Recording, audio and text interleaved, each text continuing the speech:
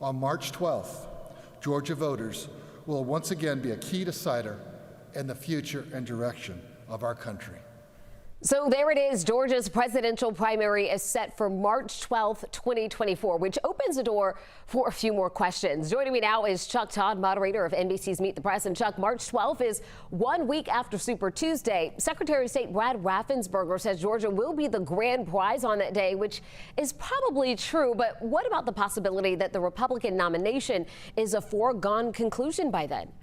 Oh, it could very well be. That said, there's usually at least another week or two after Super Tuesday. I mean, look, obviously it happened with the last Democratic nomination where Super Tuesday essentially ended it, but there's usually one more test. So, yeah, I buy the idea that it's possible Georgia ends up being in the runoff position. Georgia knows a little something about runoffs, if you will, right? So to be an unofficial, like, okay, who are the top two leading delegates? How will they? It wouldn't surprise me if whoever's in second says, you know, it's Georgia or bust for me type of thing. So it's possible, but it also sounds like that was really an attempt by Georgia Republicans to stay out of the presidential fray a little bit.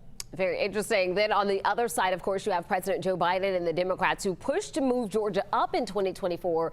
The president shouldn't have much of an issue in any primary, but can you see Georgia moving up on the calendar maybe by 2028? I do. I think if it's an open race, I think the idea of attracting all of that energy, attracting all of that attention will matter to a legislature in a couple more years. I think that doing it now because of the politics of Biden and it's the Republicans picking this and it's not going to be an open primary fight. You know, I do think this will come. And I do think that you know, if it's an open seat for the presidency, and if it's Brad Raffensperger still there or somebody else, I would imagine they will move. All right, so on Sunday, one of your guests on Meet the Press is House Minority Leader Hakeem Jeffries. We are getting closer to that debt ceiling deadline, and it seems both sides are just as dug in as they were months ago here.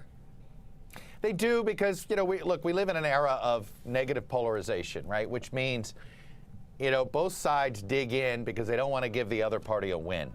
And nobody wants to look like they're the ones that caved. And unfortunately, what does that mean? And I know I'm like using every cliche and metaphor you can find right now, but we're in this game of chicken, and I don't think either party wants to swerve right now. I think they each want to make a point here. And I think it might be inevitable that we're going to have a small crash. Now, hopefully it's a small crash and not something that's catastrophic to the economy. But I do think it's going to take a real shock to the economy, maybe a massive drop in the stock market, a one-day 1,000-point drop or something like that, which is what happened in 2013.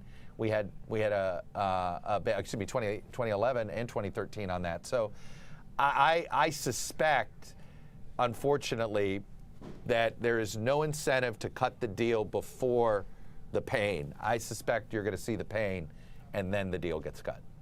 Chuck, before I let you go, NBC viewers this weekend will get a chance to see both the coronation of King Charles and the Kentucky Derby. So, Chuck, if you got a chance to attend one of those events in person, which one would it be and why?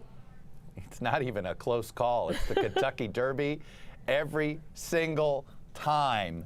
Look, we fought a war not to be under a crown.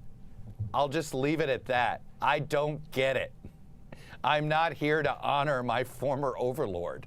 Anyway, I don't understand the fascination with something that is ceremonial at best.